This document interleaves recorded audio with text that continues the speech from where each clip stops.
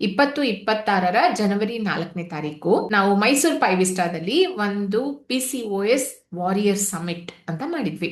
ಈ PCOS ಅನ್ನ ಗೆದ್ದು ತಮ್ಮ ಆರೋಗ್ಯವನ್ನ ಹಿಂಪಡೆದಂತಹ ಹೆಣ್ಣು ಮಕ್ಕಳಿಗೆ ಒಂದು ಸನ್ಮಾನ ಮಾಡೋದೇನೆ ಇದರ ಉದ್ದೇಶ ಆಗಿತ್ತು.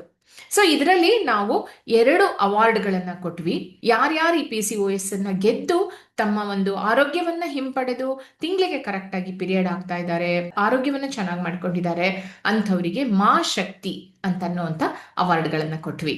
ಅದರಲ್ಲೂ ಒಂದು ಹೆಜ್ಜೆ ಮುಂದೆ ಹೋಗಿ ನಮ್ಮ ಹೆಣ್ಮಕ್ಳುಗಳು ಈ PCOS ಅನ್ನ ಹಿಮ್ಮೆಟ್ಟಿಸಿ ತಮ್ಮ ಒಂದು ತಾಯ್ತನವನ್ನ ವಾಪಸ್ ಪಡ್ಕೊಂಡು ಯಾವುದೇ ತರದ ಮಾತ್ರೆಗಳ ಸಹಾಯ ಇಲ್ಲದೇನೆ ನೈಸರ್ಗಿಕವಾಗಿ ಗರ್ಭಿಣಿಯರಾಗಿ ಪುಟ್ಟ ಪುಟ್ಟ ಕೂಸುಗಳಿಗೆ ಜನ್ಮವಿತ್ತಿದ್ದಾರೆ.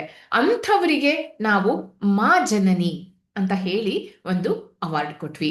ಇಂತಹ ಧೈರ್ಯವಂತ ಹೆಣ್ಮಕ್ಳುಗಳು ನನ್ನ ಸ್ಟೂಡೆಂಟ್ ಆಗಿದ್ದಾರೆ ಅಂದ್ರೆ ನನಗೆ ಒಂದು ತುಂಬಾ ಹೆಮ್ಮೆಯ ವಿಷಯ.